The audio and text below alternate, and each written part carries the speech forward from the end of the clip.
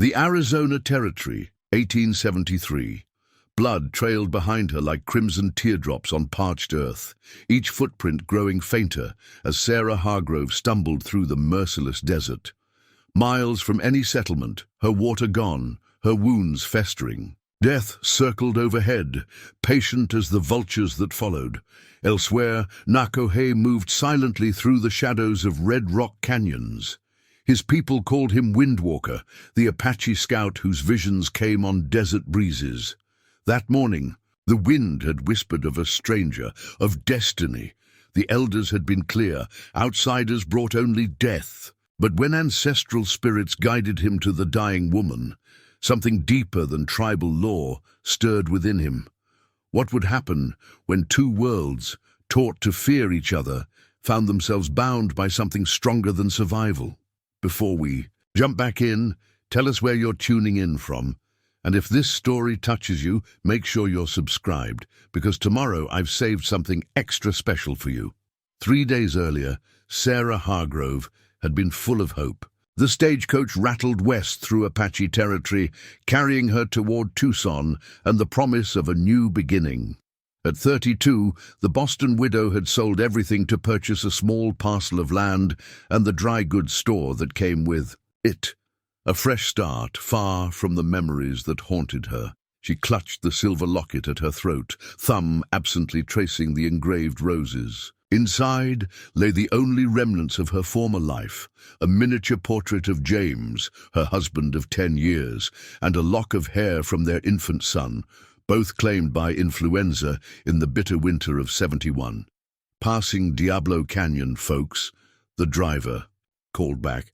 "Apache country now. Keep your eyes sharp." The elderly gentleman beside her, a judge traveling to Fort Bowie, patted her gloved hand. "Don't fret, my dear. The savages rarely attack the mail coach."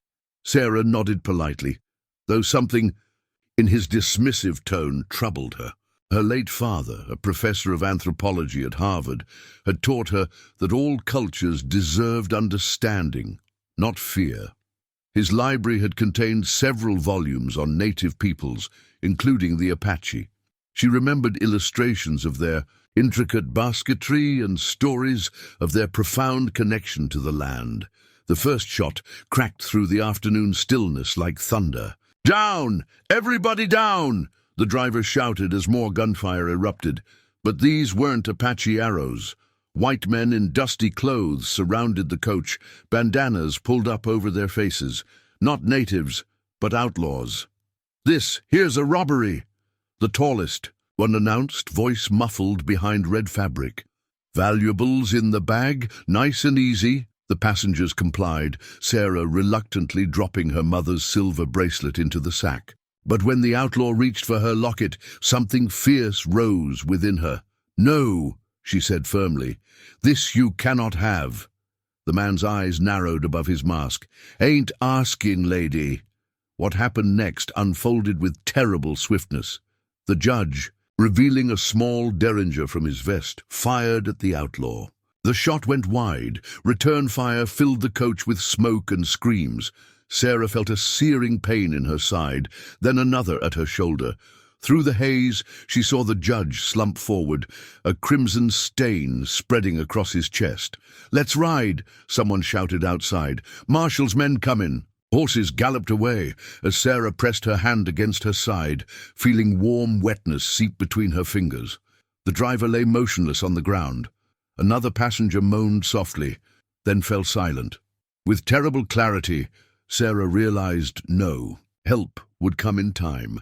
The outlaw's bullet had found her side, another grazing her shoulder. The wounds weren't immediately fatal, but out here, with no doctor for 50 miles, they might as well be.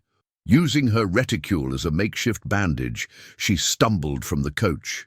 The nearest town lay westward, perhaps 2 days' walk for a healthy person. She had her canteen, a small packet of journey cakes, and the stubborn determination that had carried her through widowhood. The first day, she followed the rutted stage road, hoping another coach or travelers might pass. None did, By evening, fever had begun to set in, her side throbbing with each heartbeat. She made camp beneath a lonely juniper, rationing sips of water that couldn't quench her burning thirst. The second day brought delirium. The sun beat down mercilessly as she abandoned the road, thinking she saw smoke from a settlement in the distance. It proved to be nothing but heat shimmer over the endless desert. Her journey cakes were gone, the canteen nearly empty. That night, she tore pages from her journal to keep a small fire lit, watching as her careful plans and hopeful musings curled and blackened in the flames. By the third day, this day, Sarah could no longer remember why she walked or where she was going. The locket seemed to grow heavier around her neck, pulling her toward the earth. Twice she fell, the second time tearing her dress and reopening her wound. Blood seeped through the makeshift bandage, leaving a trail behind her like breadcrumbs in a grim fairy tale. "James," she whispered to the shimmering heat waves, "is that you waiting?" Her husband's face seemed to form in the distance. Then her baby boy's laugh echoed across the empty canyon. Hallucinations, she knew, yet they brought strange comfort. If death awaited, at least she would not meet it alone. As the sun reached its zenith, Sarah's legs finally gave way. She collapsed among sagebrush and creosote, the scent of desert plants filling her nostrils. The locket fell open beside her hand, the faces of her lost family gazing up at the vast blue sky. "I tried," she whispered to them, her voice barely audible even to herself. "I truly tried." Above her, a vulture circled lazily, patient in its certainty. Sarah closed her eyes, surrendering to the darkness that promised an end to pain. Her last conscious thought was of rain. Cool, sweet rain on her face, though no clouds marred the perfect azure sky. Nakohe knelt by the small fire. Outside his wickiup, carefully adding dried sage to his eagle feather medicine bundle. Dawn had just begun to brighten the eastern sky, painting the sacred mountains with gold. The camp around him still slept, save for a few elders who, like him, rose with the sun out of lifelong habit. He was known among his people, the Ndi, whom the white men called Apache, as one touched by the mountain spirits. The gift had manifested when he was only 7 summers old, during a fever that nearly claimed his life. While his body burned, his spirit had wandered, guided by ancestors, who showed him the hidden patterns of wind and stone. He'd returned, knowing things no child should know, speaking of places he'd never seen. His grandmother, the tribe's most respected medicine woman, had recognized the gift and taken him under her instruction. "You walk with one foot in this world, one in the spirit world," she'd told him. "This is both blessing and burden." Now, at 30 winters, Nakohe served his people as scout and healer in training. The small leather pouch before him contained his most sacred possessions, an eagle feather gifted by his grandmother before she walked the spirit path, stones from the 4 sacred mountains, herbs known only to those with healing gifts, and a small piece of meteorite that had fallen on the night of his birth, Windwalker. Nakohe looked up to see Tarak, his childhood friend, and now a respected warrior, approaching. "The council seeks your eyes today," Tarak said, squatting beside him. "Soldiers have been spotted near the western canyon." Nakohe nodded, continuing to prepare his medicine bundle. "I felt them in the wind yesterday. They search for something." Tarak frowned. "Or someone. The chief believes they hunt our hunting party." 3 days earlier, a group of young warriors had encountered white settlers encroaching on tribal hunting grounds. Words had been exchanged, but no blood spilled, at least according to the warriors. With tensions already high after the army's broken promises regarding boundary lines, even peaceful encounters carried danger. "What does Nantantaza say?" Nakohe asked, referring to the aging chief whose wisdom had guided them through increasingly difficult times. "He says we must know their movements without being seen." Tarak paused. "He asks for you specifically. Your gift for moving unseen, for reading the wind." Nakohe secured the medicine bundle and tucked it inside his buckskin shirt. "I will go after the morning meal." As Tarak departed, Nakohe gazed toward the sacred peaks. Something stirred in his consciousness. Not quite a vision, but a presence, like the air before a storm, charged with anticipation. He thought of the council meeting 2 moons ago, when Nantan Taza had issued the decree. No contact with white settlers, except through official army channels. Too many betrayals had taught them caution. The younger warriors had argued for more aggressive measures to protect their dwindling territory, while the elders counseled restraint, fearing the soldiers' superior weapons. Nakohe had remained silent, as was his custom during political discussions. His role was to observe, to interpret signs, to heal, not to decide the tribe's course. Yet privately, he questioned whether isolation could protect them forever. The white man's world pressed closer each season, like floodwaters against a crumbling dam. His grandmother's words returned to him. Sometimes the strongest medicine comes from the most unexpected sources. After eating a simple meal of corn cakes and dried venison, Nakohe gathered his scouting supplies. He carried little: a water gourd passed down through generations, decorated with symbols of the water beings, a knife with a handle carved from elk antler, a small pouch of pemmican, and his bow and arrows, though he hoped not to need them. As he prepared to leave, Elder Makka approached, his weathered face solemn in the morning light. "Windwalker," the old man said, "before you go, I must share what came to me in dreams." Nakohe inclined his head respectfully. Makka was the oldest of their band, his dreams often revealing truths others could not see. "I saw you standing between 2 worlds," Makka said, voice low so others would not hear. "A path divides, and you must choose. The choice you make will shape not only your destiny, but that of many others." "Did the dream show which path I should take?" Nakohe asked. The elder shook his head. "The mountain spirits show the paths, not which to walk. But they sent a sign, a white eagle feather falling from the sky, landing neither in our world nor the white man's world, but between." Nakohe absorbed this in silence. Dream messages were rarely straightforward, revealing their meaning only. When the moment of choice arrived, "Be watchful today," Makka continued. "The wind carries more than just sounds."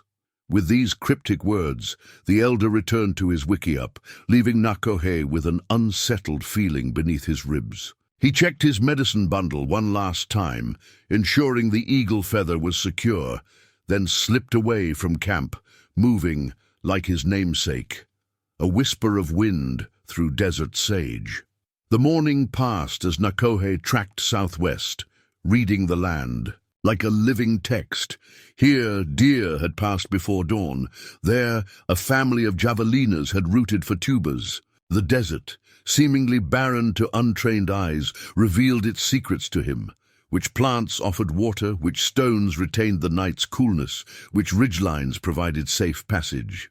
As the sun reached its highest point, Nakohe paused. In the shadow of a towering saguaro, something called to him, not a sound, but a sensation like fingers plucking an invisible web that connected all living things. He closed his eyes, allowing his consciousness to expand outward, feeling for the source. East.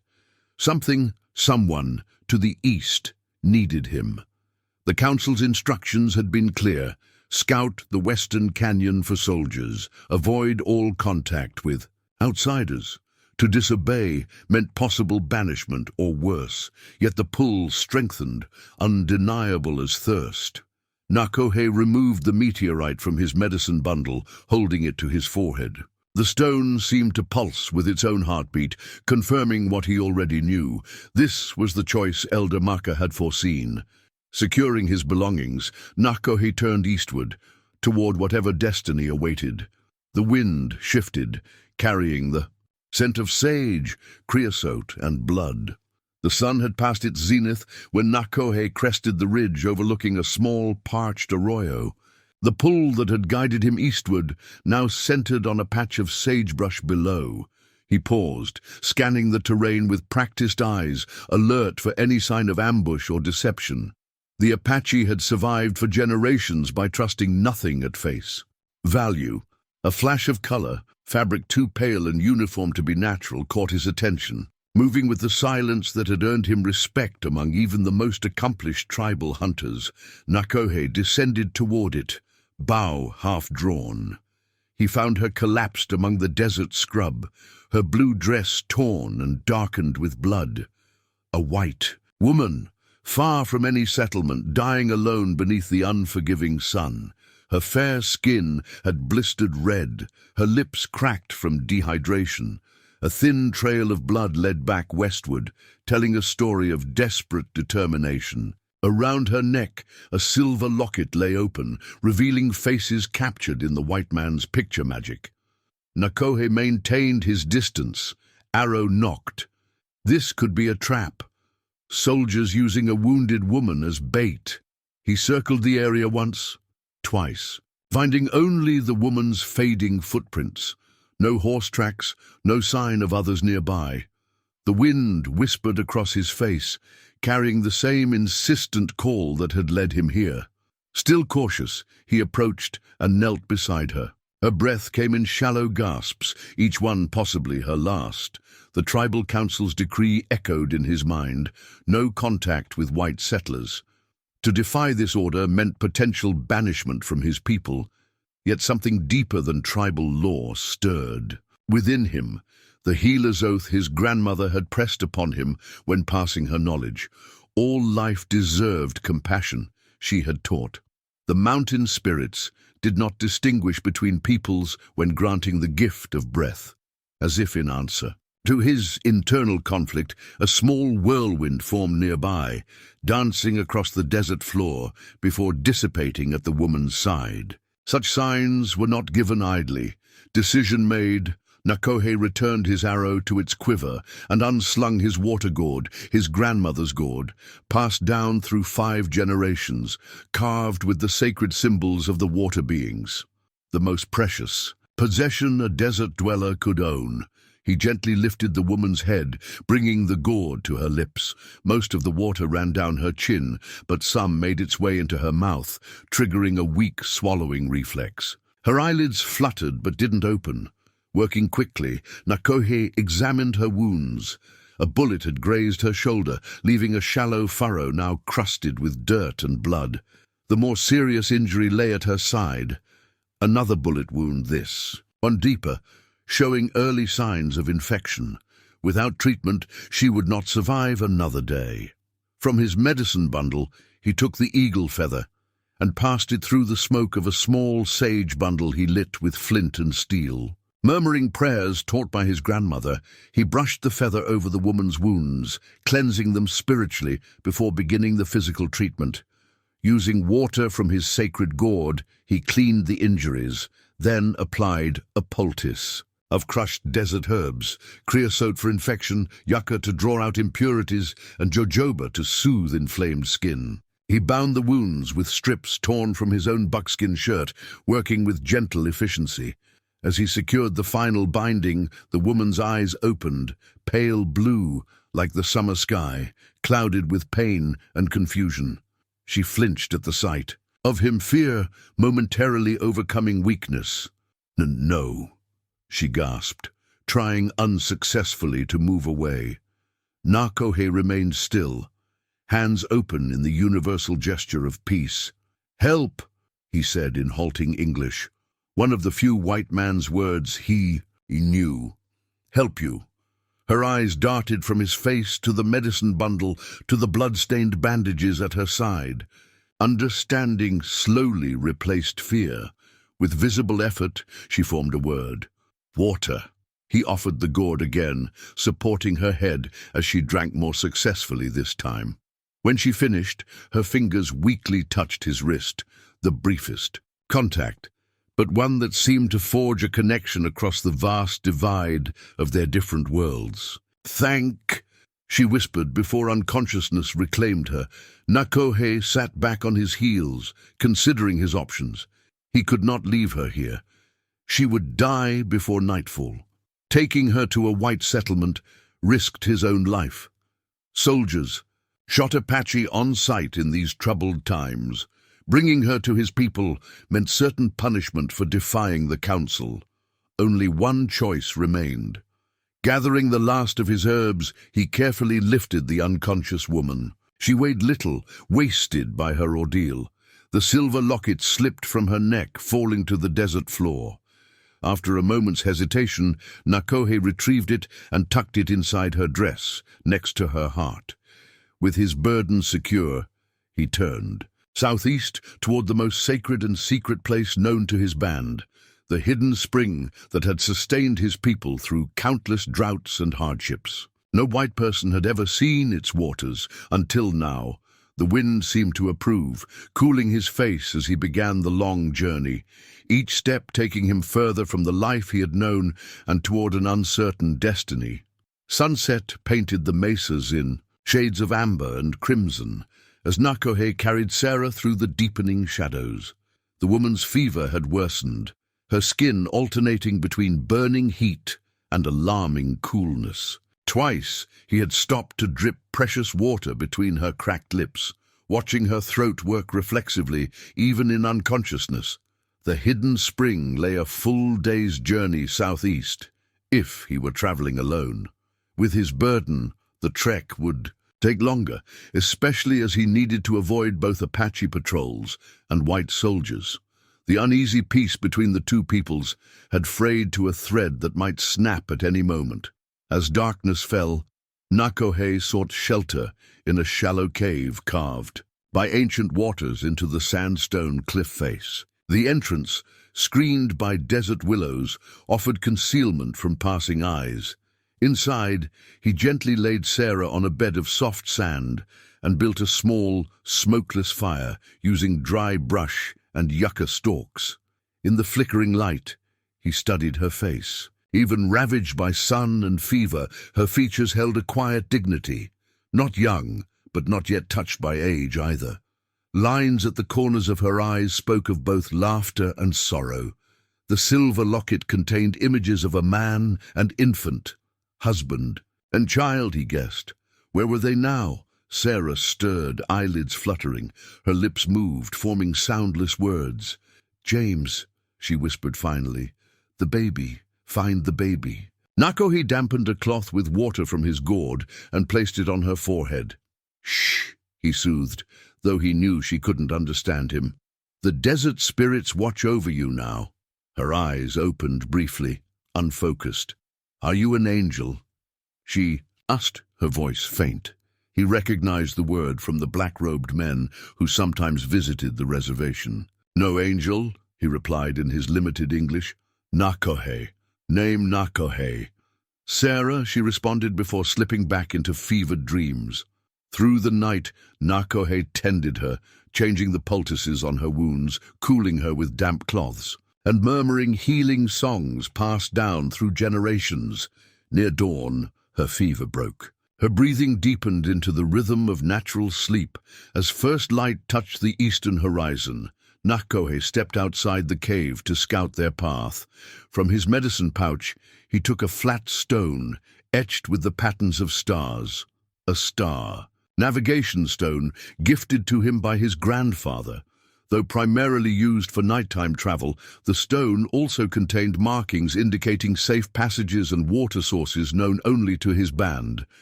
The morning revealed fresh challenges. To the west, a dust cloud suggested cavalry on the move, likely searching for survivors from the stagecoach attack. To the north, thin smoke signals rose from the hills, Apache scouts communicating the soldiers' position. Nakohe was caught between two forces, neither of which would look kindly upon his current mission. He returned to find Sarah awake, propped weakly against the cave wall. Wariness and gratitude warred in her expression.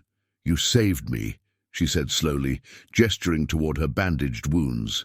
Nakohe nodded, kneeling at a respectful distance. He offered the water gourd. "Drink. Long way go today." Sarah accepted the gourd with shaking hands. "Where are you taking me?" He searched for words she might understand. Safe place, healing water. The fort? She asked hopefully. Or Tucson? Nakohe shook his head. No white man place. Apache place. He touched his chest. My people place. Then, seeing her alarm, added, Safe, you safe. Uncertainty clouded her face, but physical weakness left her few options. After a moment, she nodded reluctantly. They set out an hour later, Nakohe supporting most of Sarah's weight as she struggled to walk beside him. Her determination impressed him. Many warriors would have surrendered to such injuries. By midday, however, her strength failed. Without comment, Nakohe lifted her into his arms again and continued southeast, following game trails and dry washes to mask their passage. The afternoon brought a new danger. As they traversed a narrow canyon, a low growl echoed from the rocks above. Nakohe froze, eyes tracking upward to meet the amber gaze of a mountain lion perched on a ledge 20 feet overhead. The great cat's tail twitched as it assessed the intruders in its territory. Sarah, sensing his tension, followed his gaze. A small gasp escaped her lips. Be still, Nakohe whispered, slowly lowering her to stand on her own feet. The mountain lion rose, muscles rippling beneath its tawny coat. Nakohe could have reached for his bow, but such actions often provoked attack. Instead, he recalled his grandmother's teachings about the desert's great hunters. Meeting the cat's gaze, he began a low, rhythmic chant, the song of respect taught to him as a boy. The ancient words acknowledged the mountain lion as elder brother, first hunter, keeper of balance. As he sang, Nakohe reached into his medicine bundle and withdrew a small piece of dried venison, which he placed on a flat stone between them and the predator. The mountain lion watched, ears flicking forward, with interest. After a long moment that stretched like pulled sinew, the great cat descended with fluid grace, never taking its eyes from them. It approached the offering, sniffed once, then took the meat in powerful jaws before retreating up the canyon wall and disappearing over the rim. Sarah released a shuddering breath. You didn't kill it, she said, wonder in her voice. Nakohe shook his head. No need, his canyon. We asked to pass. Her eyes studied him with new awareness. I've never seen anyone. She trailed off, seeming to reconsider her words. Thank you. They continued their journey as the afternoon waned. Twice, Nakohe detected Apache scouts in the distance and changed course to avoid them. By evening, they had reached the outer boundaries of his people's most sacred territory, land never ceded by treaty, never walked by white soldiers. To bring an outsider here violated traditions older than memory. Yet the wind still whispered its approval, and the star navigation stone seemed to warm in his pouch, confirming his path. As twilight deepened into night, Nakohe helped Sarah over one final ridge. Below them, nestled in a hidden valley protected by towering red cliffs, a small oasis gleamed in the moonlight. Ancient cottonwoods surrounded a deep, clear pool fed by an underground spring. Steam rose gently from one corner where hot mineral waters bubbled up from deep within the earth. Hidden spring, Nakohe said softly. Sacred healing place. Sarah gazed down at the unexpected paradise in the midst of desert desolation. It's beautiful, she whispered. In that moment, seeing her face transformed by wonder rather than fear, Nakohe felt the rightness of his decision, despite the price he might yet pay. The mountain spirits had led him to this woman for a purpose. Whatever that purpose might be, he would follow the path to its end. Dawn revealed the hidden spring in all its unexpected glory. Emerald grasses surrounded the clear pool, defying the arid landscape beyond the protective canyon walls. Ancient cottonwoods provided dappled shade, their leaves whispering secrets in the gentle breeze. At the far end of the pool, steam rose, where mineral-rich waters emerged from deep within the earth, creating a natural hot spring. Nakohe had built a small shelter for Sarah near these healing waters, a simple lean-to of branches and brush that would protect her from sun and evening chill. Now he knelt beside a small fire, preparing medicines in a clay bowl that had belonged to his grandmother. The vessel was decades old, its surface decorated with symbols of healing and renewal, spirals, lightning patterns, and the 4 sacred plants. Sarah watched him from where she rested on a bed of soft grasses. The night had brought more healing, sleep, and though weakness still pervaded her limbs, her mind had cleared with the breaking of her fever. "This place," she said softly, "I've never seen anything like it." Nakohe nodded without looking up from his work. "Many generations know. This place, sacred water." He gestured to the steaming section of the pool. "Hot water heal body. Cold water," he pointed to the main pool, "heal spirit." Using a smooth stone pestle, he ground various plants together. Desert sage, juniper berries, and others Sarah couldn't identify. The aroma rising from the mixture was sharp, but not unpleasant. "Your people," Sarah hesitated, choosing her words carefully. "Do they know I'm here?" Nakohe's hands stilled momentarily. "No, not allowed. White people not see this. The place, then why did you bring me?" He considered her question, his dark eyes reflecting the morning light. "Spirit wind, bring me to you. Same wind, say, bring you here." He touched his medicine bundle. "Grandmother teach. Healing gift, not for some people, for all people. Your grandmother was wise," Sarah said. A shadow of grief crossed his face. She walked spirit path now, 2 winters past. "I'm sorry," Sarah offered, understanding loss all too well. Nakohe finished preparing the medicine and added water from the spring to form a thick paste. He moved to Sarah's side, gesturing toward her bandaged wounds. "Need clean. May hurt." Sarah nodded her permission, and he carefully removed the blood-stained bandages. The wound at her shoulder had already begun to heal, but the deeper injury at her side still looked angry and inflamed. With gentle efficiency, Nakohe cleaned both wounds using a cloth soaked in warm spring water. "Bullet still inside," he said, examining her side. "Must come out." Fear fluttered in Sarah's chest, but she steeled herself. Without proper medical attention, infection would claim her life as surely as the desert nearly had. "Do what you must." Nakohe prepared a small, sharp, obsidian blade, heating it in the fire. From his medicine bundle he removed a piece of willow bark. "Chew," he instructed, handing it to her. "Help with pain." The bark was bitter on Sarah's tongue, but she obediently chewed it, releasing its natural salicin. Nakohe offered her a piece of leather to bite down on, then positioned himself to work on the wound. What followed was a blur of sharp, breathtaking pain. Sarah bit down hard on the leather, determined not to cry out. Nakohe worked with swift precision, his face a mask of concentration. When the bullet finally emerged, a misshapen lump of lead, he dropped it into the clay bowl with a soft clink.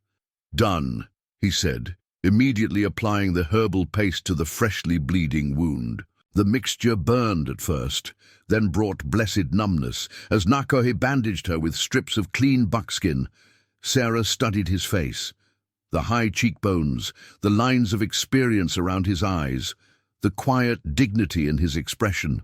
Not what she had expected from the savages described in Boston newspapers. "Why do your people and mine fight?" she asked suddenly, the question emerging from her pain-hazed thoughts. Nakohe's hands paused briefly. "White man want land, always more land." There was no accusation in his tone, merely stated fact. "Apache here many generations. Land is belonging to all, like air, like water. White man say land is thing to own." The simplicity of his explanation carried profound truth. Sarah thought of the land deed in her trunk, the property she had purchased sight unseen. Had that land been Apache territory once? "Not all white people think that way," she said, though even to her own ears the words sounded hollow. Nakohe finished binding her wound and sat back. "You different." It wasn't accusatory, merely curious. "I don't know," Sarah admitted. "I never thought about it before." She touched her bandaged side. "But I owe you my life, and I won't forget that." He nodded, accepting her words. Rest now. When sun high, help to healing water. As Nakohe moved away to clean his implements, Sarah drifted into thought.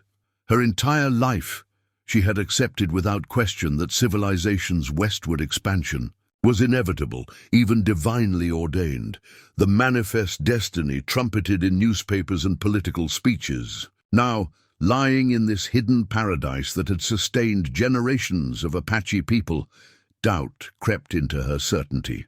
Later that day, with Nakohe's support, Sarah eased herself into the warm mineral spring. The water embraced her like a healing balm, easing pain and loosening muscles cramped from her ordeal. Nakohe retreated to give her privacy, his respect evident in the careful way he averted his eyes. Floating in the ancient waters, Sarah felt something shift within her. Not just physical healing, but an opening of mind and spirit. The world she had known, with its rigid certainties and unquestioned assumptions, seemed suddenly remote. Here, in this sacred place, new possibilities whispered on the desert breeze, as yet unformed but stirring like seeds beneath winter soil. Days passed like water flowing in the spring, gentle, cleansing and renewing. Sarah's wounds healed with remarkable speed, aided by Nakohe's medicines and the mineral-rich waters. Her strength returned gradually, first allowing her to sit outside the shelter for longer periods, then to walk short distances along the pool's edge. On the fifth morning, Nakohe approached with a bundle wrapped in soft deerskin. "Today learn," he said, his English improving through their daily exchanges. Sarah sat cross-legged on a sun-warmed stone as he unwrapped the bundle, revealing a set of slender wooden sticks, each carved with different symbols. Some depicted animals, deer, eagle, coyote, while others showed abstract patterns of mountains, rivers, and stars. "Talking sticks," Nakohe explained, "for teaching children, for remembering stories." He selected one carved with a sinuous line. "Snake," he said in English, then repeated the word in Apache. "Klish." "Klish," Sarah echoed, her pronunciation bringing a rare smile to Nakohe's serious face. "Again," he encouraged. For the next hour, they worked through the talking sticks, Sarah learning the Apache words for animals, plants, and natural features. Nakohe proved a patient teacher, correcting her gently when her tongue stumbled over unfamiliar sounds. "Your language is beautiful," Sarah said when they paused. "At Harvard, my father taught anthropology, the study of different peoples and their ways. He would have loved to hear your language." Nakohe tilted his head. "This Harvard, a place of learning?" Sarah nodded. "A university, a place where people study many subjects. My father was a professor there. He believed all cultures had wisdom to offer." "Your father wise man," Nakohe said thoughtfully. "Many white men think Apache ways primitive." He pointed to his medicine bundle. "But no plants that heal for 1,000 years, no stars that guide, no ways of water in desert." "I'm beginning to understand that," Sarah admitted. She hesitated, then asked, "Your name, Nakohe, what does it mean?" "Windwalker," he replied. "As child, have visions. Spirits say I walk between worlds like wind." He touched his chest. "Not fully in this world, not fully in spirit world. Is that why you found me?" "A vision," Nakohe nodded slowly. "Wind bring your smell, blood, pain." He gestured at the talking sticks. "But also something else, something not yet known." He selected another stick, this one carved with a spiral pattern. "Diyin," he said. "Spirit path. All people walk Diyin, but few see it." He traced the spiral with his finger. "Path turns again. Sometimes go backward to go forward." Sarah touched her healing side. "Like me, I was going to Tucson to start a new life. Now I'm here, learning things I never expected." "What life in Tucson?" Nakohe asked. Using a stick to draw in the sand, Sarah explained about the dry goods store she had purchased, her plans to build a new life away from the memories of Boston. Nakohe listened attentively, asking occasional questions that revealed his keen intelligence. "Your husband, your child," he said finally, gesturing to the locket she again wore around her neck. "You carry them still." Tears welled unexpectedly in Sarah's eyes. "Yes, they died 2 winters ago. Sickness took them both." Nakohe nodded with deep understanding. "My wife, my son also walk spirit path.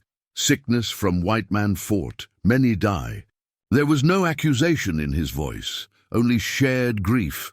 "I'm sorry," Sarah whispered, seeing him anew. Not just her rescuer, but a man who had also known profound loss.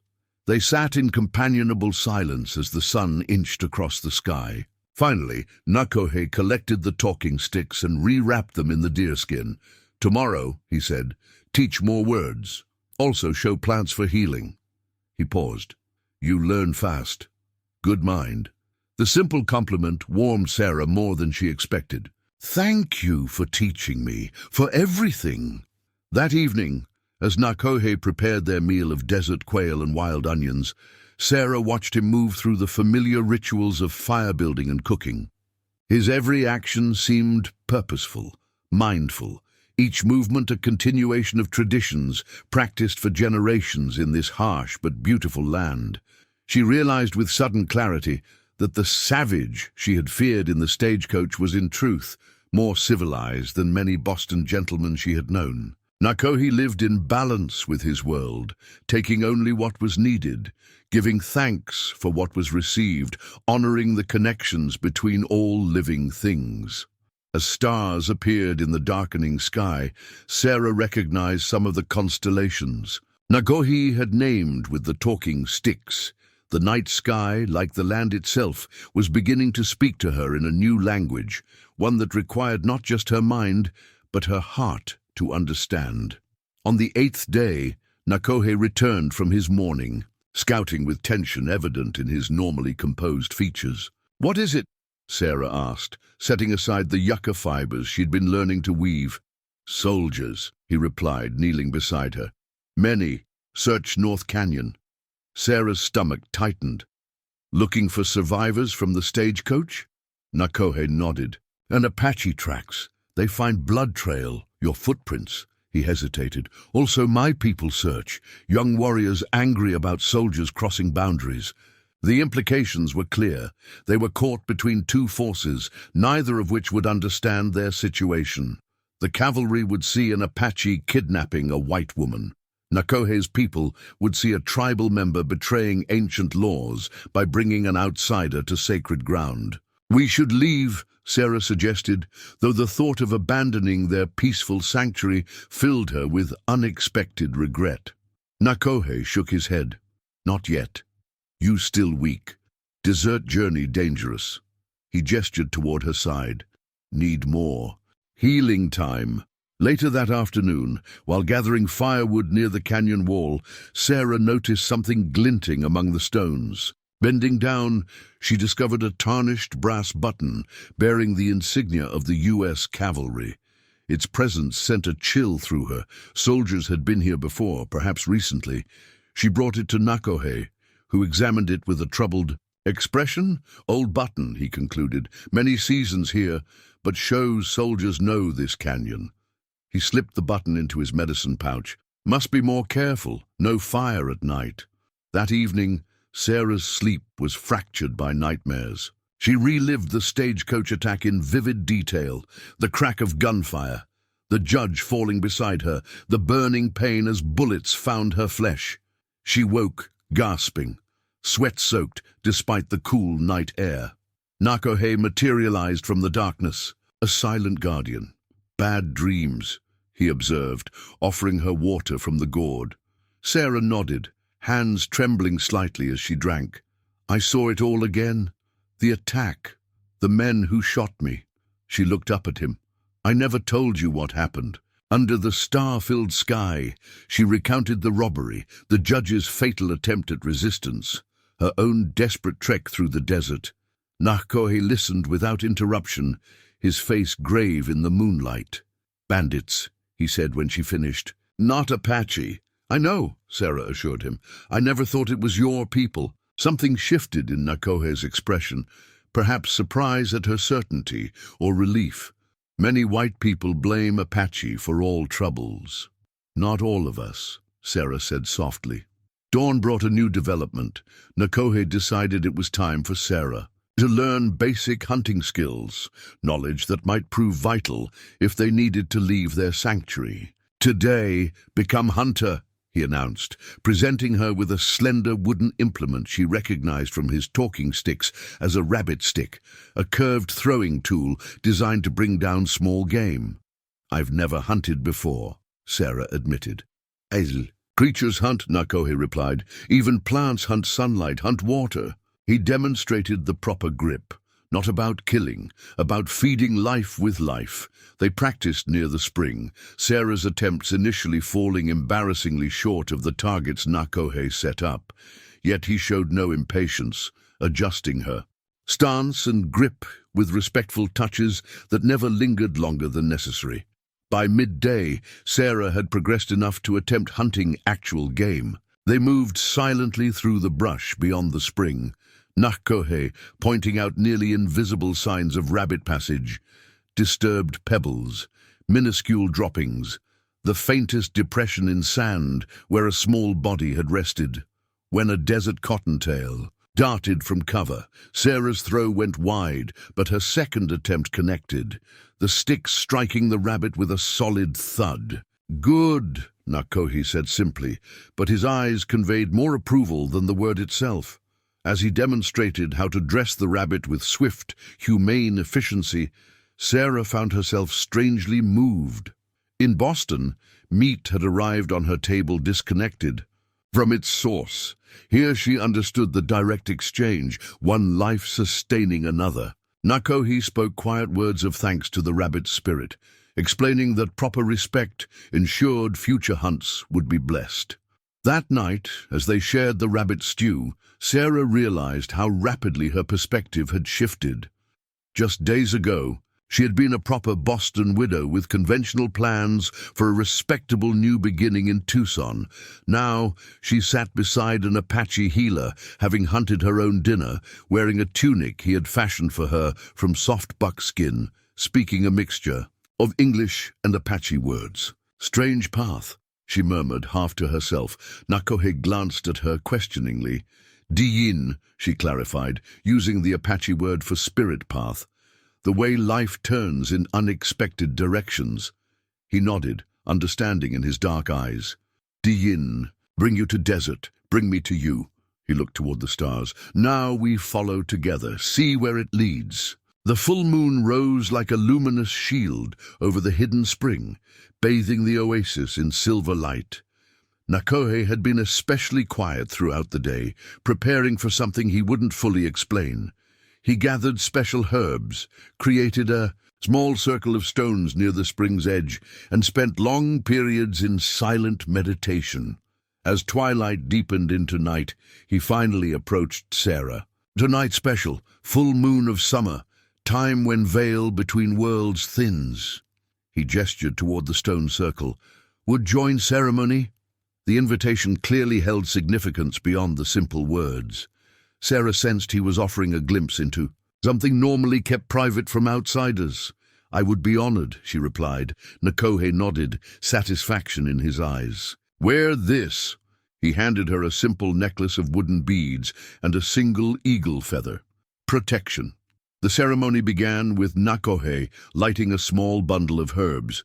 The aromatic smoke spiraled upward, carrying a scent unlike anything Sarah had experienced, sharp yet sweet, earthy yet somehow ethereal. He guided her to sit across from him in the stone circle, the full moon reflected perfectly in the spring between them. "Close eyes," he instructed. "Listen not with ears, listen with heart." Sarah obeyed, feeling slightly self-conscious at first. The sounds of night enveloped her, insects chirping, the gentle lapping of water, the distant call of a coyote.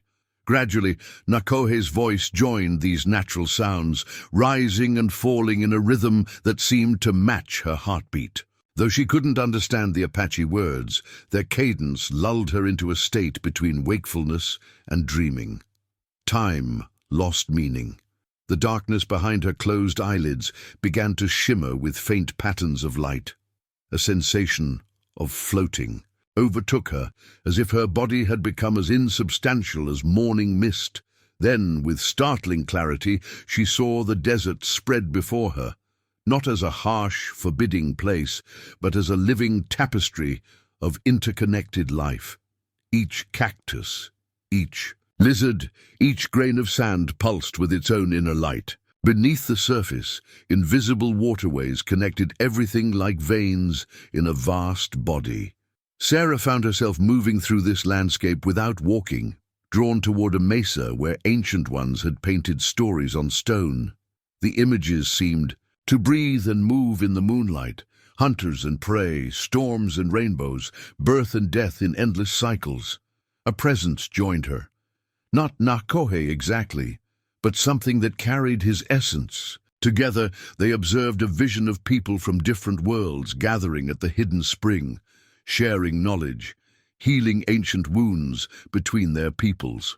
When Sarah finally opened her eyes, the moon had traversed half the night sky. Nakohe watched her with quiet intensity. "You saw," he stated simply. She nodded, words temporarily beyond her reach. The vision had left her with a profound sense of connection to this land that she had previously perceived as alien and hostile. "The desert," she managed finally. "It's alive, everything connected." Satisfaction deepened in Nakohe's expression. "Yes, what Apache always know, what white man forget." He sprinkled water from the spring over the ceremonial stones. "Your spirit. Strong, see clearly first time?" "Do you always see the world this way?" Sarah asked, still trying to integrate her experience. "When necessary, gift sometimes heavy to carry." A shadow crossed his face. "As child, other children fear. Say Nakohe, speak with ghosts." For the first time he shared the story of his childhood, how fever had nearly claimed him at 7 years old, how he had wandered in the spirit world for 3 days while his body burned with infection. When he returned, he brought knowledge. No child should possess, speaking of events happening far away, describing places he had never seen. "Grandmother, understand," he said. "She also walk between worlds. Teach me control gift, use for healing, for finding water, for warning of danger." "Is that why you became a healer?" Sarah asked. Nakohe nodded. "Path chosen before birth, cannot walk different way." As they sat together under the vast desert sky, Sarah found herself sharing her own spiritual journey, her childhood faith, the crisis that followed her family's deaths, her search for meaning in a world that suddenly seemed random and cruel. "When they died," she confessed, "I stopped believing in anything, came west to escape emptiness, not to find new purpose." Nakohe listened without judgment. When she finished, he reached beside him and began crafting something with nimble fingers, weaving willow twigs, sinew, and a small piece of his own medicine bundle into a circular web. "Dream catcher," he explained, working. "Grandmother make. For me after visions start. Catch bad dreams, let good ones through." He tied the eagle feather from his medicine bundle to the bottom of the circle. "Dreams important, show true path when eyes cannot see." When finished, he offered the dream catcher to Sarah, a gift that represented far more than its physical components. It embodied trust, shared understanding, and a bridge between worlds that neither had expected to cross. Dawn broke over the hidden spring with unusual brilliance, the rising sun setting the canyon walls ablaze with golden light. 2 weeks had passed since Nakohe had found Sarah dying in the desert. Her wounds had healed to pink scars. Her strength returned almost entirely. Each day brought new lessons, Apache words, plant knowledge, hunting skills, star patterns. Each night, the dream catcher above her sleeping place seemed to deepen her connection to this sacred land. This morning, they sat beside the spring, sharing a breakfast of pinyon nuts and dried berries. Sarah had just asked Nakohe about the petroglyphs she glimpsed in her vision, when a sound stopped his answer before it began. the distant crack of a branch breaking under a heavy foot. Nakohe was instantly alert, hand moving to his knife. He motioned for Sarah to remain still while he listened. Whatever he heard next drained the color from his face. "My people," he whispered. "Hunting party. Close." Sarah's heart raced. "What do we do?"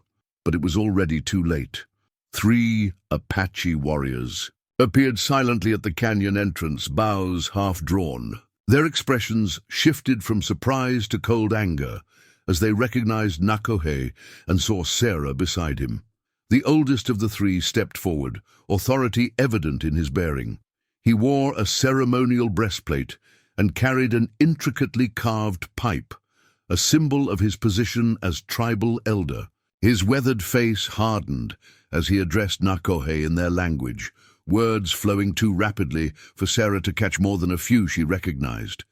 Forbidden, outsider, sacred place. Nakohe responded with quiet dignity, occasionally gesturing toward Sarah's healing wounds. The exchange grew heated, the elder's voice rising while Nakohe's remained steady. The other 2 warriors watched with hands tight on their weapons, eyes never leaving Sarah. Finally, the elder switched to broken English, clearly intending for Sarah to understand. "You bring white woman to sacred waters, break oldest law. Why not death for her?" Before Nakohe could answer, Sarah rose to her feet, drawing on every Apache word and cultural understanding she had gained. "Respected elder," she began in halting Apache, then switched to English when words failed her. "Nakohe saved my life. When your wisdom says he should have let me die, he has honored your ways in all things, teaching me respect for this sacred place." The elder's eyes widened slightly at her use of Apache words, but his expression remained stern. "Woman speaks our tongue, knows our ways, makes no difference. Law is law since time before memory. She walks between worlds now," Nakohe said quietly. "The spirits guided me to her for a purpose." "Spirits?" The elder spat on the ground. "Or weakness for white woman's face?" Sarah flushed at the implication, but Nakohe showed no reaction beyond a slight stiffening of his shoulders. "Test her if you doubt," he challenged. "Ask what she has learned." The elder considered this, then barked a question in Apache. Sarah recognized enough to understand he was asking about the healing properties of different desert plants. Drawing on Nakohe's teachings, she responded as best she could, naming plants and their uses. For a moment, something like respect flickered in the elder's eyes, quickly replaced by renewed suspicion. He turned back to Nakohe. "You teach outsider our medicine ways? This worse than bringing her to spring." He issued sharp commands to the other warriors, who moved forward to seize Nakohe. Though he could have fought, Nakohe submitted, allowing his arms to be bound with leather thongs. His eyes met Sarah's, conveying a silent message of calm. "What will happen to him?" Sarah demanded, stepping forward despite her fear. The elder regarded her coldly. "Tribal council will decide. Breaking sacred law brings heavy punishment." He gestured to the youngest warrior. "You stay with woman, guard until we return."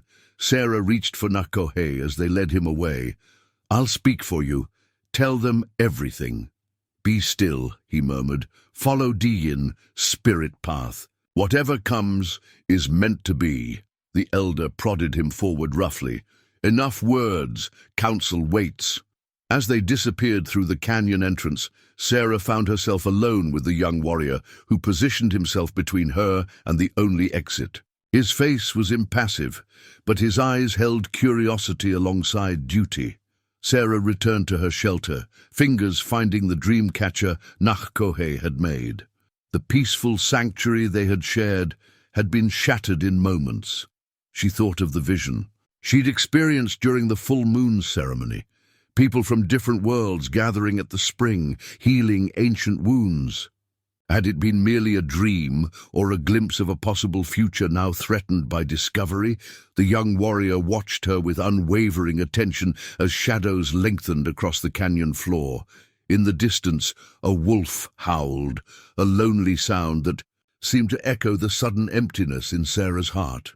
Nakohe stood in the center of the tribal council circle, head held high, despite the bonds that still secured his wrists. Around him sat the 7 elders of his band, their faces grave in the firelight.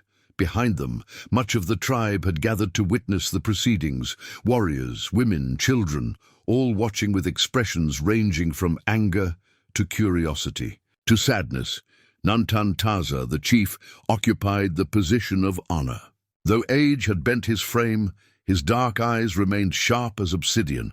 Beside him sat Maka, the eldest council member, whose dream warning now seemed prophetic. Wind Walker, Nantan-Taza began, using Nakohe's spirit name, you stand before us accused of breaking our most sacred law. You brought an outsider, a white woman, to the hidden spring.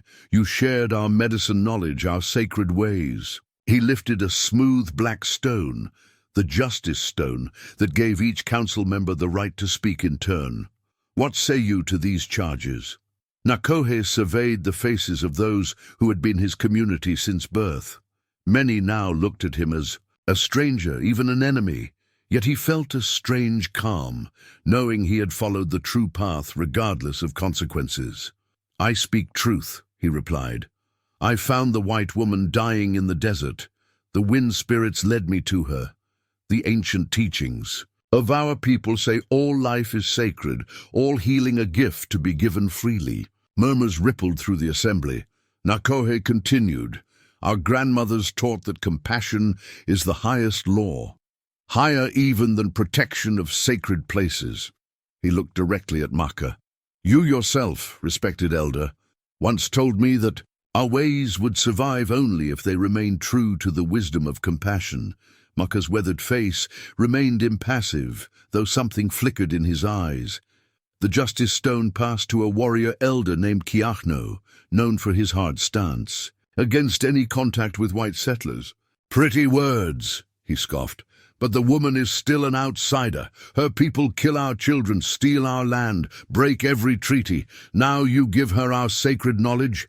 Next, she brings soldiers to our hidden waters. She is not like others, Nakohe countered. She learns our ways with respect, speaks our words with good heart. So the snake spoke sweetly to the mouse before striking, Kiano retorted, passing the justice stone. One by one, the council members spoke. Some recalled Nakohe's service to the tribe, his healing gifts, his wisdom beyond his years. Others demanded the traditional punishment for his transgression, banishment or worse. When the stone reached Maka, the old man held it long in his gnarled hands, seeming to weigh more than just the present situation. I have lived to see 9. Chiefs lead our people, he began, voice thin but carrying authority earned through decades. I have seen peace and war, plenty and famine. I have seen our territory shrink like water in hot sand. He fixed Nakohe with a penetrating gaze, but I have never seen our ways survive by becoming rigid as dead wood.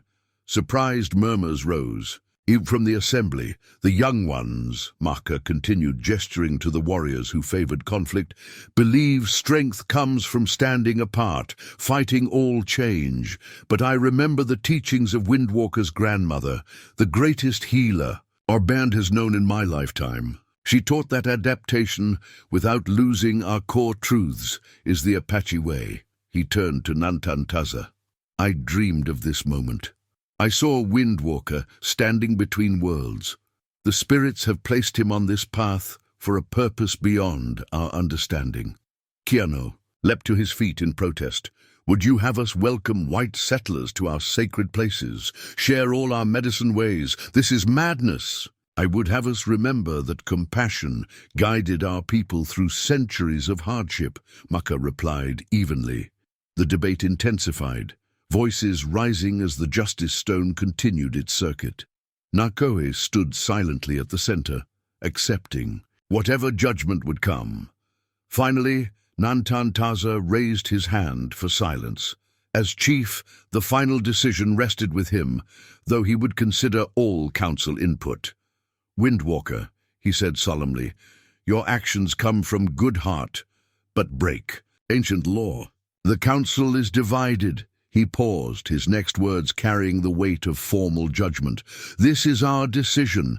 If the woman proves worthy, if she demonstrates true respect for our ways, you may continue to teach her.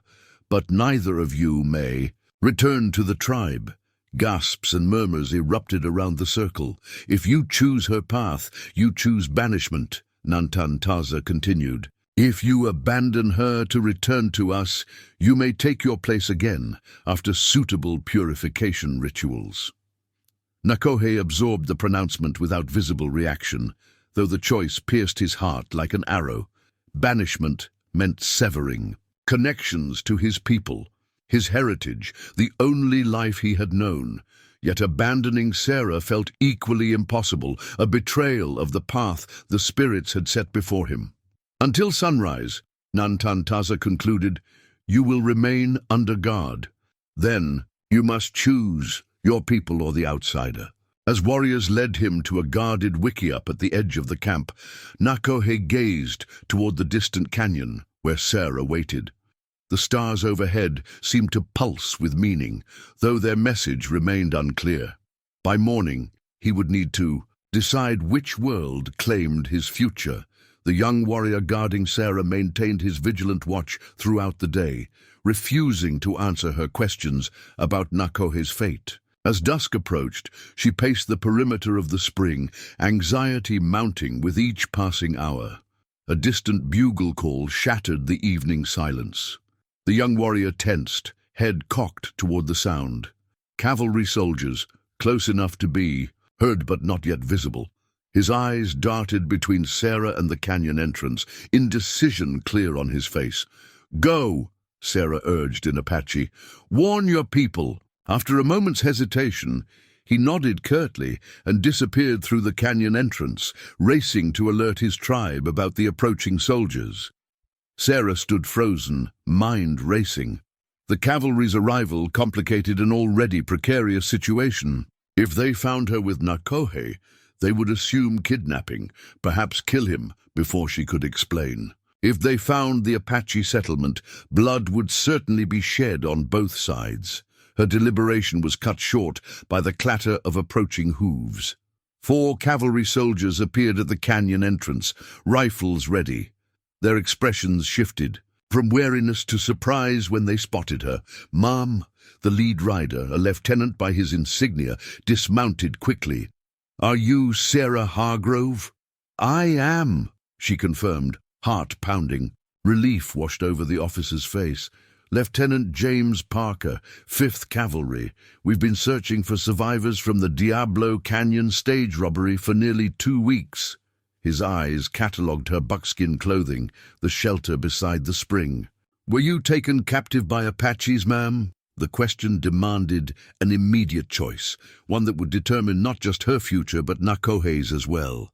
Sarah touched the dream catcher hanging at her waist, feeling its significance like a physical weight. No, Lieutenant, she said firmly. I was wounded in the robbery and escaped into the desert. I survived alone. The lieutenant's eyebrows rose, skeptically. Alone? Begging your pardon, ma'am, but how does a Boston lady survive 2 weeks in Apache territory? Sarah straightened, channeling the quiet dignity she'd observed in Nakohe. My father was Professor William Hargrove of Harvard. He studied indigenous peoples and taught me much about desert survival from his books and research. The lie came surprisingly easily. I found this spring and treated my own wounds using knowledge of native plants. The lieutenant studied her. Shelter, the woven baskets, the clearly established camp. And these implements? This appears to be Apache craftsmanship. I found abandoned items, Sarah improvised. Necessity is quite the teacher, Lieutenant. Another soldier dismounted, approaching. With a canteen. Water, ma'am, you must be parched. Sarah accepted it gratefully, using the moment to observe the detailed map protruding from the lieutenant's saddlebag. Cavalry routes marked in red, Apache territories outlined in blue, settlements and forts indicated with various symbols. We should move quickly, Lieutenant Parker said, glancing at the setting sun. "There's an Apache band reported in these mountains. We've tracked them for days." He gestured to one of his men. "Prepare the spare mount for Mrs. Hargrove." "When do we reach Fort Bowie?" Sarah asked, stalling. "2 days' ride," Parker replied. "The colonel will want to debrief you about the stage robbery. Then we can arrange transport to Tucson, if that's still your destination." Sarah nodded absently, mind working furiously. Once at the fort, she would be swept back into the white world. Nakohe would face his people's judgment alone. The vision they had shared of bridging their worlds would dissolve like morning mist. "Ma'am?" Parker extended his hand, ready to help her mount. "We really should start before dark." Sarah looked around the hidden spring, the sacred waters that had healed her body, the shelter where Nakohe had taught her a new way of seeing the world, the talking stick still lying beside her sleeping place. 2 weeks ago, she had been dying in the desert, clinging to memories of a life lost in Boston. Now she stood transformed, caught between worlds. "I need to gather my belongings," she said, moving toward the shelter. Inside, she quickly collected the few items that mattered: the dream catcher, the silver locket, a small medicine pouch Nakohe had made for her. Her fingers brushed the talking sticks, remembering his patient teaching. How could she return to a world that would view him as a savage when she had witnessed his wisdom, his compassion, his profound connection to this land? Yet what alternative existed? She couldn't remain at the spring alone. Nakohe might already be facing punishment from his tribe. The cavalry would protect her, return her to civilization, to the life she had planned before fate intervened. Lieutenant Parker appeared at the shelter entrance. "Mrs. Hargrove? The men report fresh Apache. Tracks nearby. We must leave immediately." Sarah emerged, belongings clutched to her chest. As the soldiers helped her onto the spare horse, she gazed one last time at the hidden spring. The setting sun ignited the canyon walls in brilliant oranges and reds, as if the very stones were aflame. "Ready, ma'am?" Parker asked, mounting his own horse. Sarah nodded, unable to speak past the tightness in her throat. As they rode from the canyon, she felt something fundamental tearing within her, as if she were leaving not just a place, but a part of herself that could never be reclaimed. The cavalry patrol made camp in a sheltered arroyo several miles from the hidden spring.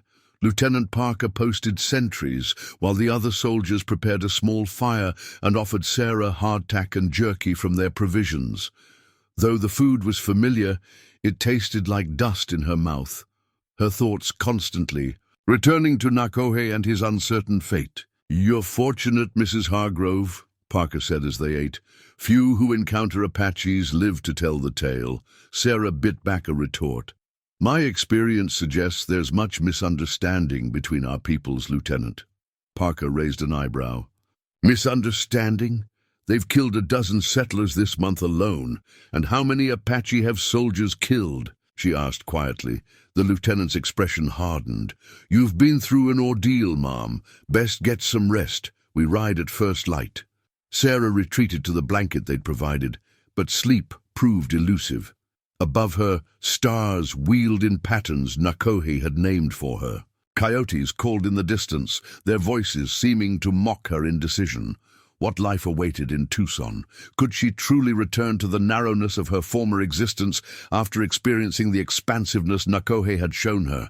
A slight rustling beyond the camp perimeter startled her from her thoughts. The sentry paced nearby, rifle ready, but his attention faced the opposite direction.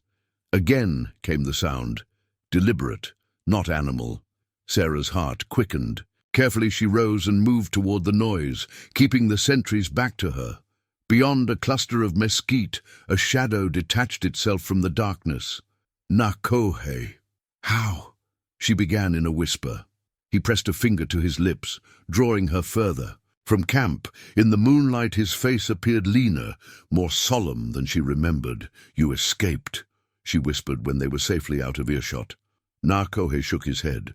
"Released to make choice, return to tribe without you, or follow new path." He touched the dream catcher at her waist. You keep this. The soldiers found me after your warrior left to warn your people, Sarah explained quickly. I told them I survived alone. Something like approval flickered in Nakohe's eyes. Protected my people, good heart. He glanced toward the sleeping camp. Now must decide. They take you to fort tomorrow. What about you? What did your council decide? Banishment if I choose you. Return to tribe if I abandon you. His voice held no self-pity, merely statement of fact. Sarah's chest tightened. I can't ask you to give up your people for me. Not asking, D-in, spirit path, asking. From a pouch at his waist, Nakohe withdrew a small Y-shaped stone with symbols etched on each branch. Two-path stone, grandmother gave when I became man, said someday I faced choice between paths. He placed it in Sarah's palm, closing her fingers around it. Now we both face choice. The stone felt warm against her skin, as if imbued with more than physical presence. What are our options? She asked. I take you to border trading post. You safe there, continue to Tucson. His eyes held hers in the darkness. Or we find new path together. Not Apache way, not white way, new way. 100 objections rose in Sarah's mind, practical, social, legal, yet beneath them all pulsed a certainty she couldn't deny. The connection between them had grown into something neither had anticipated, but both now recognized. What would this new path look like? She asked. Not easy. Both sides see us as traitors, but there are places, borderlands where different peoples already trade, live together. He gestured toward the distant mountains. Old ones lived there. Before Apache, before Spanish, left dwellings in cliff walls. We could find such place. And if we're found, by your people you say I'm peaceful, helpful guide. By my people, he shrugged. Some already wish me gone. The frankness of his assessment struck Sarah. No false promises, no romantic illusions. Just the stark reality of the choice before. Them and his willingness to face whatever came. A call from the camp interrupted them, the sentry alerting his replacement for the next watch. Sarah knew she had only moments to decide. If I leave with you now, they'll pursue us, she whispered urgently. They'll assume you've kidnapped me. Nakohe nodded. Must wait. Tomorrow, when they break camp, I follow. At Shadow Canyon, leave sign if you choose new path. I find you after dark. And if I continue to the fort, his expression remained steady, then Die-In leads us different ways. He touched her cheek briefly. Choose with true heart, whatever path I honor. Before she could respond, he melted into the darkness like his namesake, a whisper of wind through desert sage. Sarah returned to her blanket undetected, the two-path stone clutched in her hand. As she lay beneath the vast starscape, she finally understood what Nakohe had taught her about the spirit path. Some choices were made not with logic, but with the deeper wisdom of the heart. By morning, she would need to decide which world claimed her future, the familiar comfort of her own kind, or the uncharted territory of a shared life between worlds. Dawn broke with Lieutenant Parker rousing his men efficiently. Sarah had barely slept, the two-path stone a constant presence in her.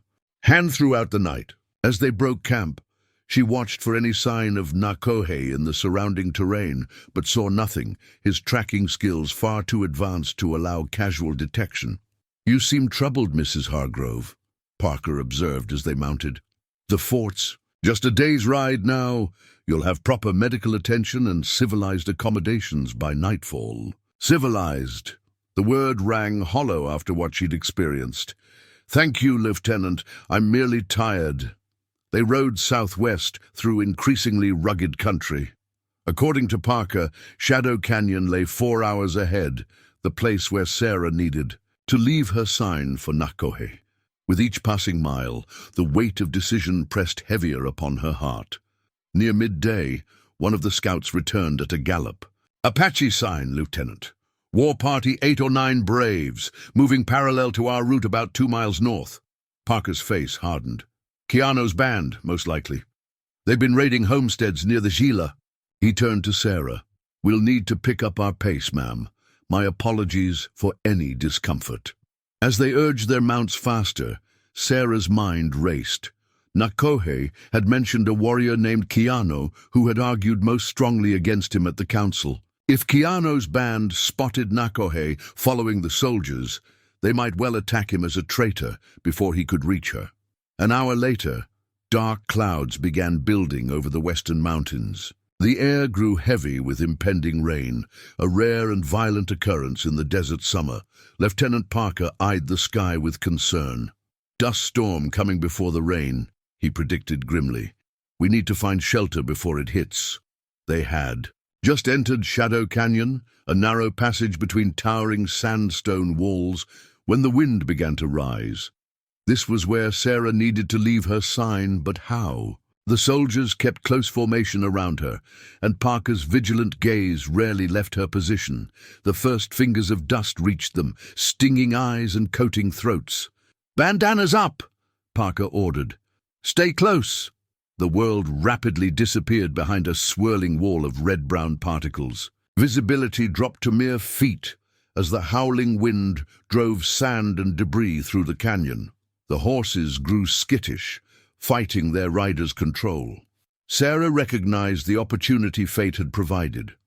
In the confusion of the mounting storm, she slipped from her horse and pressed herself against the canyon wall. The soldiers continued forward, unaware of her absence in the blinding dust. When their sounds had faded, she retrieved the two-path stone from her pocket and placed it on. A rock shelf at eye level, the sign Nakohe would recognize. Then she sought shelter in a small rock alcove, pulling her bandana tight across her face as the full fury of the storm engulfed the canyon. Time lost meaning in the howling chaos. Sand found its way through every crack in her clothing, abrading her skin. The storm's disorienting roar blocked all other sounds, creating a world limited to the small space of her shelter. For the first time, Sarah felt real fear.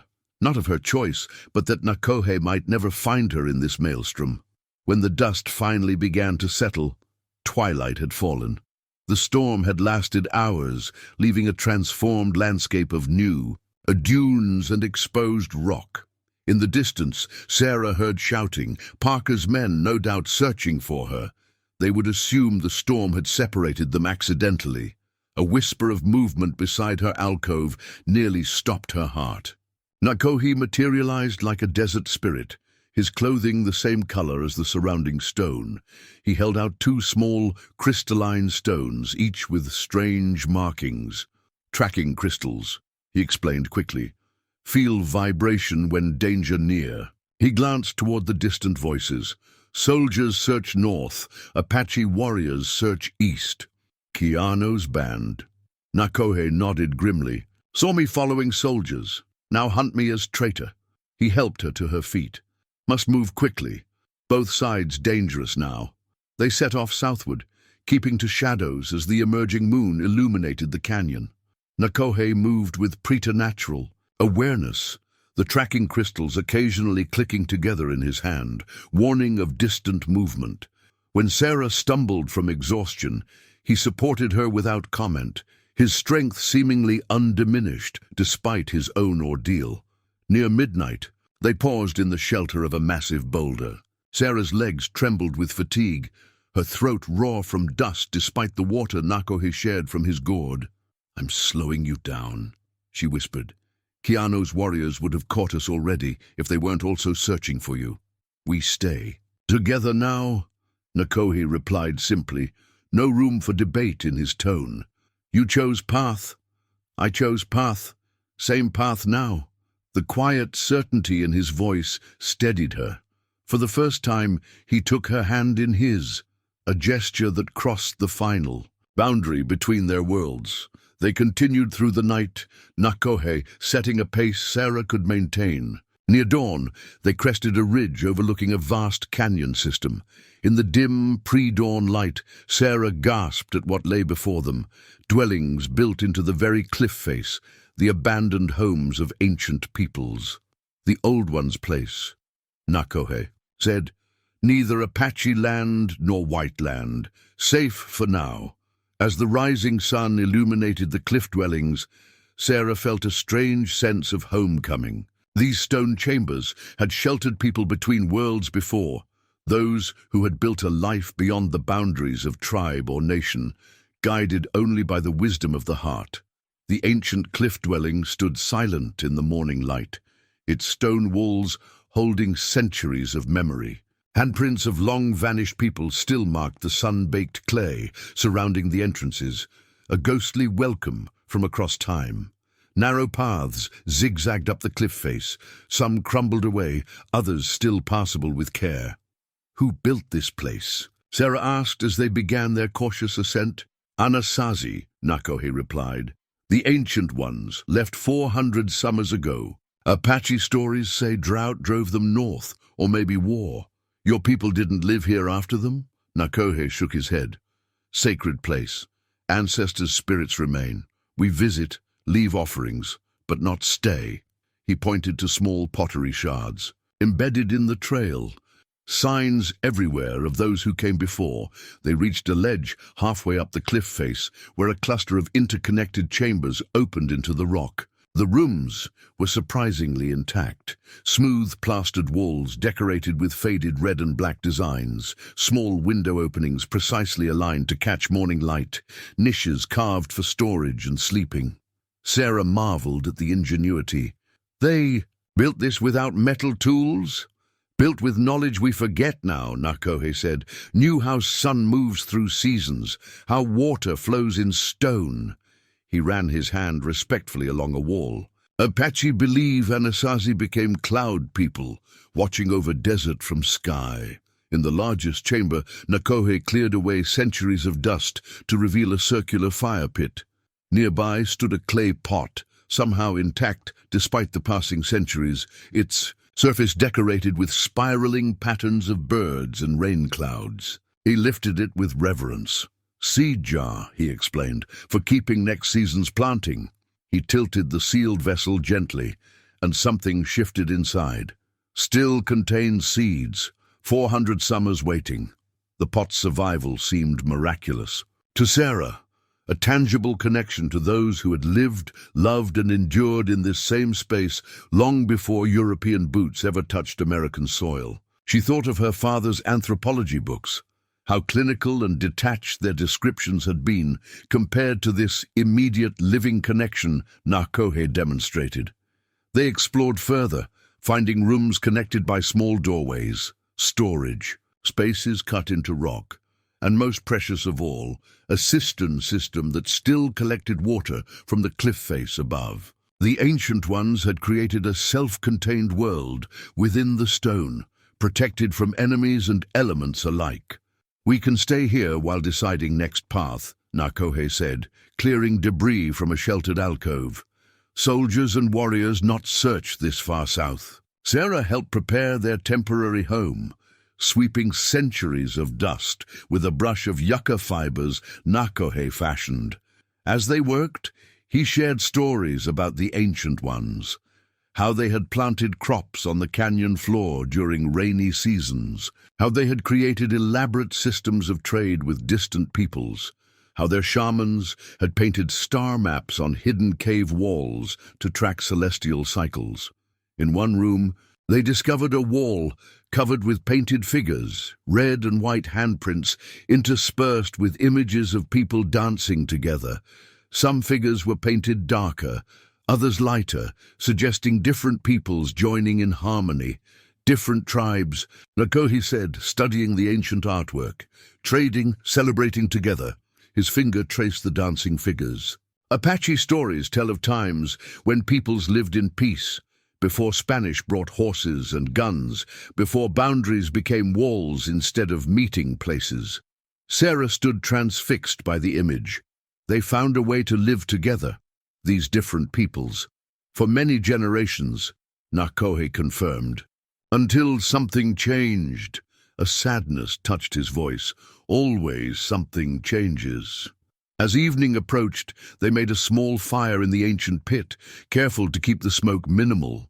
Shadows danced across the walls as they had for the ancient ones, creating a timeless atmosphere within the stone chambers. Sarah found herself contemplating the parallels between their situation and that of the cliff dwellers centuries before. Those ancient people had also created a life between worlds, building something new that belonged fully to neither their past nor the cultures around them. "What will our life look like?" she asked softly. "If we survive what's coming?" Nakohe was silent for a long moment, gazing into the flames. Not Apache life, not white life, new life. He looked up at her. "Like seed jar. Old seeds make new plants when time right." Sarah thought of her abandoned plans in Tucson, the store. She would never open the conventional widow's life she had imagined. Beside that faded vision stood this new possibility, undefined, dangerous, but vibrant with authenticity. "I know nothing about growing crops in the desert," she said with a small smile, "or building cisterns in stone. I know nothing about white man's books or Boston ways," Nakohe replied, returning her smile. "Together, know enough." As night fell completely, they stood at the dwelling's entrance, watching stars emerge in the vast desert sky. The same stars had witnessed the Ancient One's lives centuries before, their joys and sorrows, their moments of connection, their struggles to create meaning in a harsh land. In the profound silence of the canyon, Sarah felt Nakohe's hand find hers again. Whatever came next, pursuit, confrontation, uncertain future, they would face it together, creating their own path between worlds, like those who had dwelled in this stone sanctuary long before. 3 peaceful days passed in the cliff dwelling. Days of rest, healing, and deepening connection. Sarah and Nakohe established a simple routine, gathering edible plants at dawn, conserving water from the ancient cistern, sharing stories as evening fell. In this timeless sanctuary, the boundaries between their worlds seemed to dissolve, replaced by a growing certainty in their shared path. On the 4th morning, Nakohe's tracking crystals began vibrating before sunrise. He woke Sarah with a gentle touch, his expression grave. "Many coming," he whispered. "Both sides." They moved silently to the cliff edge. In the pre-dawn light, Sarah could make out movement in the canyon below. Cavalry soldiers approaching from the west. Apache warriors. From the east, Lieutenant Parker had apparently joined forces with Keanu's band, their mutual distrust temporarily suspended in pursuit of common quarry. "They found us," Sarah whispered, fear constricting her throat. Nakohe nodded, calm despite their dire situation. "No escape path now. What do we do?" He studied the converging parties, calculating. "Stand together, speak truth." His eyes met hers. "Your people respect your words as Boston professor's daughter. My people know me as truth speaker." Seemed a fragile hope against armed men from both sides, yet Sarah found herself nodding. Together they gathered what few possessions mattered, the dream catcher, the medicine bundle, the 2-path stone, and the ancient seed jar they had found intact. As the search parties entered the canyon floor directly below the dwelling, Sarah and Nakohe emerged onto the main ledge, clearly visible against the cliff face. Shouts erupted from below, rifles raising in tandem with Apache bows. "Hold your fire!" Lieutenant Parker's voice rang out. "Mrs. Hargrove is with him." "Windwalker," one of the Apache warriors called up in their language. "Keanu says surrender or die as traitor." Nakohe raised his empty hands, speaking first in Apache, then in English, so all could understand. "We stand unarmed before you. We seek no conflict with either people." Parker stepped forward. "Mrs. Hargrove, are you being held against your will? Blink twice if you cannot speak freely." Sarah squared her shoulders, projecting her voice with the clarity she'd inherited from her professor father. "I am here by choice, Lieutenant. Nakohe saved my life when he found me dying in the desert. I choose to remain with him."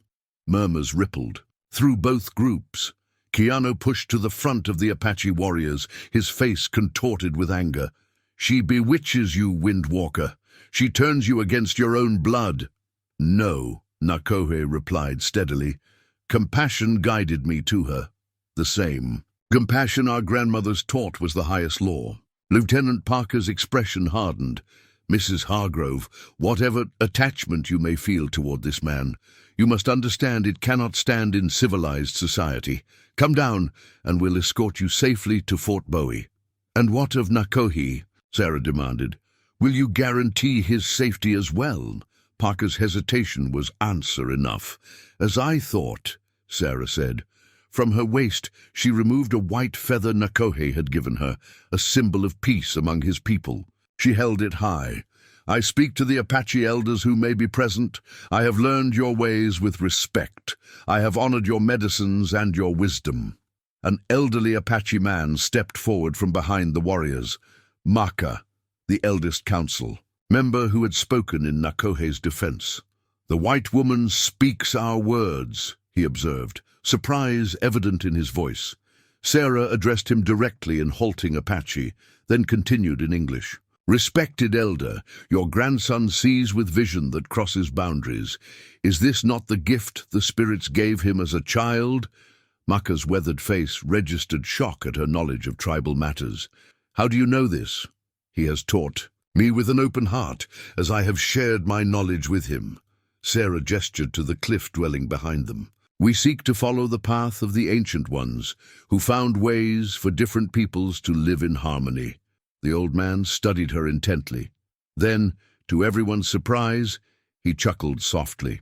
The white woman has courage, like the hawk who nests with the eagle. Lieutenant Parker stepped forward impatiently. This has gone on long enough. Mrs. Hargrove, as an officer of the United States Army, I must insist you... Wait. The command came from Maka, spoken with such authority that even Parker fell silent. The old man reached inside his buckskin shirt and withdrew a smooth stone tablet covered with ancient carvings. I bring this from our sacred keeping place. It speaks of a time when a stranger would come, neither enemy nor friend, who would build a bridge between peoples. Keanu spat on the ground. Children's stories. The council has ruled. Windwalker is banished for bringing outsiders to sacred places. The council does not speak with one voice, Maka countered. Some of us remember older wisdom. He turned to the lieutenant. Your people hunger for land. Our people hunger for peace. Perhaps these two, he gestured toward Sarah and Nakohe, show a path neither side has been brave enough to walk. Parker looked genuinely conflicted. Duty warring with the undeniable humanity before him. Mrs. Hargrove, is this truly your wish? To remain here, between worlds? Sarah stood shoulder to shoulder with Nakohe, their hands finding each other in a gesture visible to all below. It is, Lieutenant. Not as captive, not as savior, but as equal partner on a new path. The standoff balanced on a knife's edge. Weapons, still ready. Distrust, still palpable, but now tinged with uncertainty. Whatever happened next would determine not just their fate, but perhaps offer a glimpse of a different possible future for both peoples. Silence held the canyon in its grip, as Maka raised the ancient stone tablet for all to see. Etched into its surface were spiraling symbols and human figures, some with round eyes like the Apache portrayed them, others with distinctive headdresses marking them as outsiders. Our grandfathers' grandfathers found this stone when they first came to these mountains, Maka explained, his voice carrying in the still morning air. The ancient ones left it as message. It speaks of Eagle Woman, who comes from eastern sunrise, who dies and is reborn in desert, whose heart learns to beat with our rhythm. Lieutenant Parker frowned skeptically.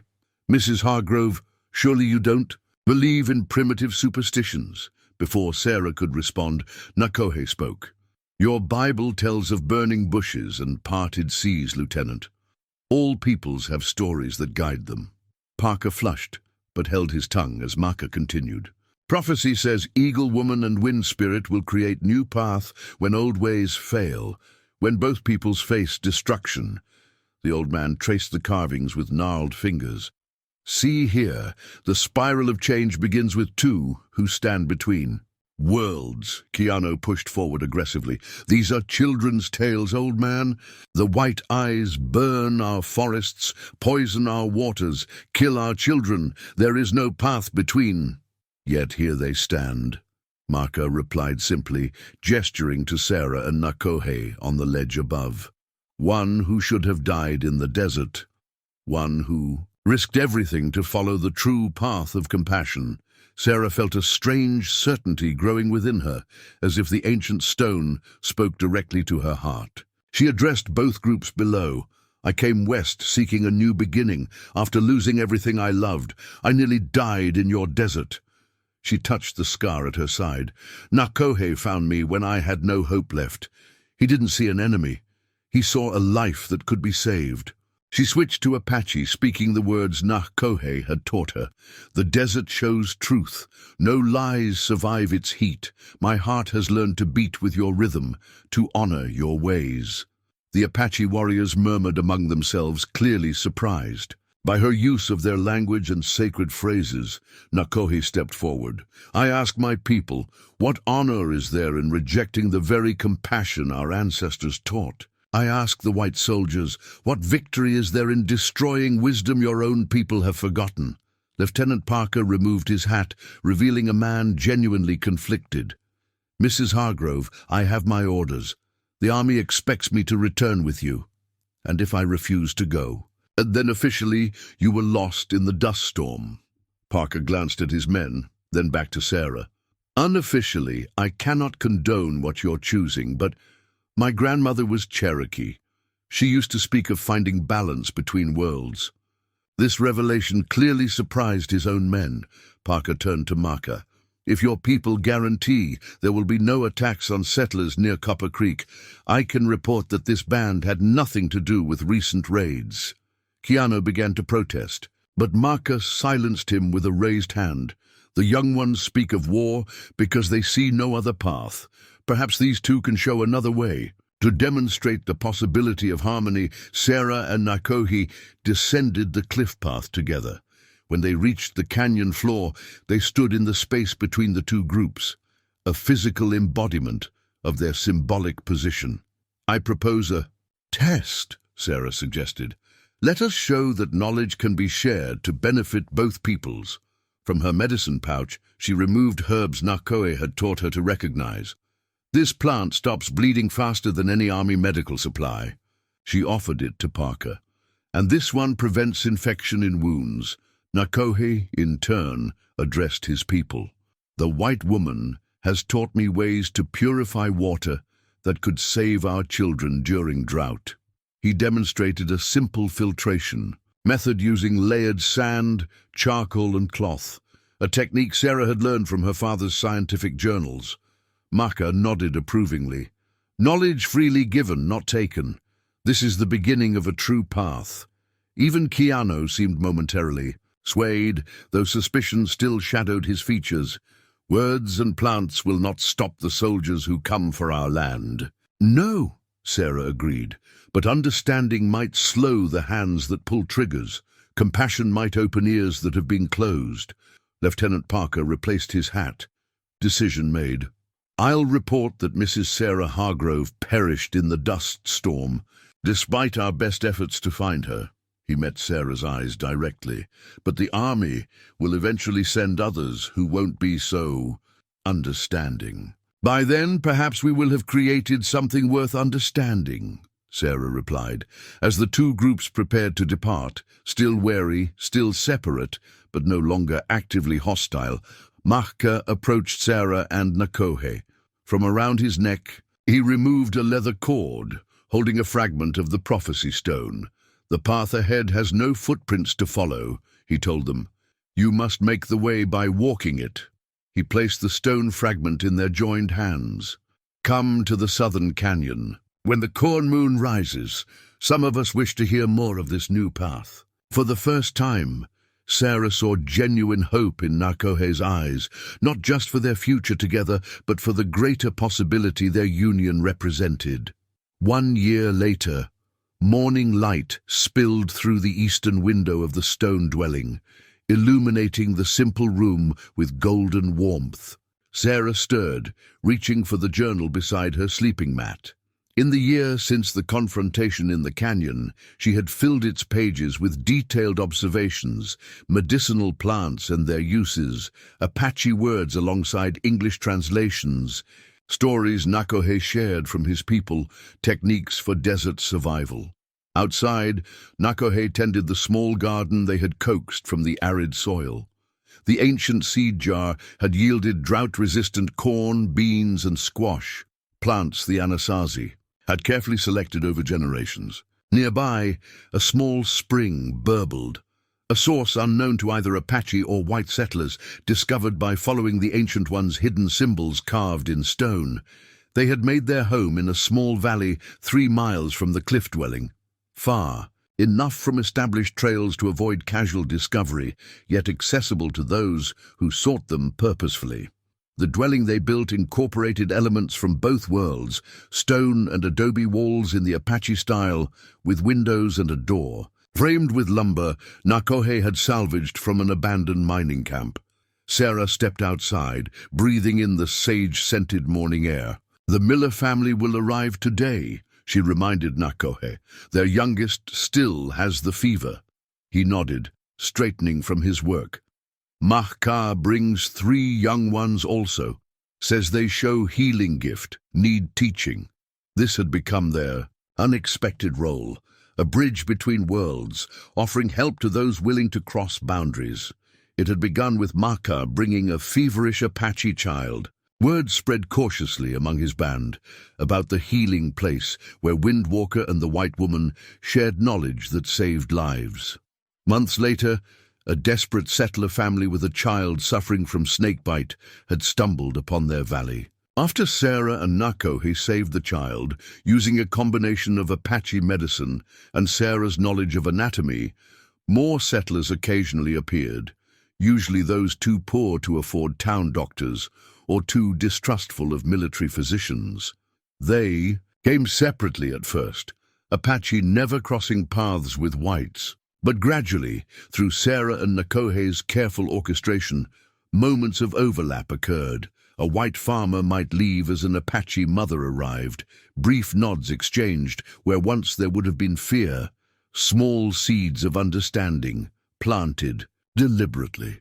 Midday brought the Miller family, haggard parents carrying a feverish 6-year-old girl. Sarah welcomed them, while Nakohe prepared a healing tea of willow bark, desert sage, and herbs from their garden.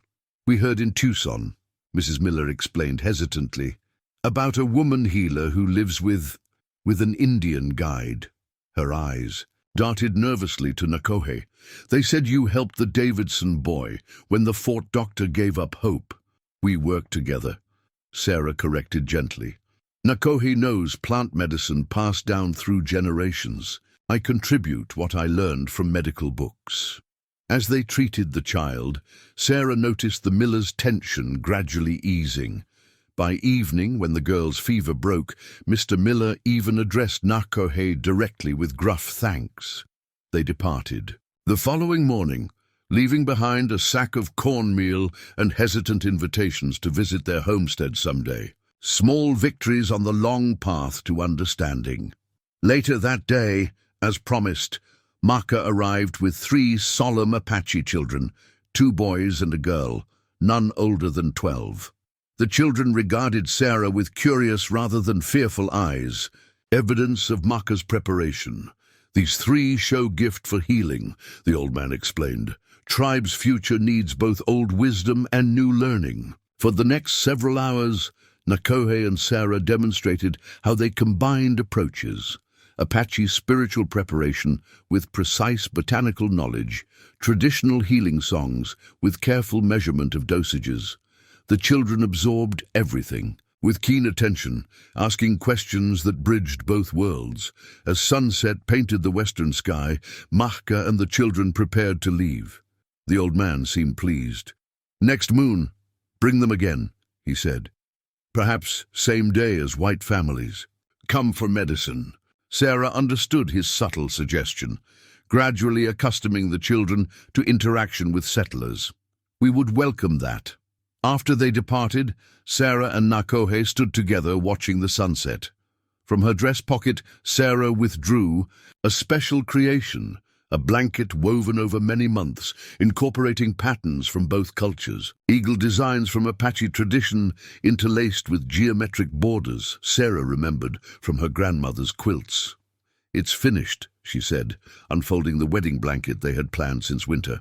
For the ceremony at the full moon, Nakohe touched the intricate weaving with appreciation. Two patterns, becoming one.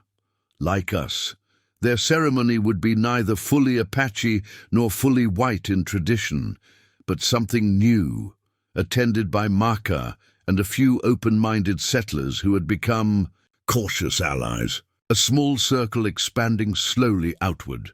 Later, as stars emerged in the vast desert sky, Sarah made the final entry in her journal for the day.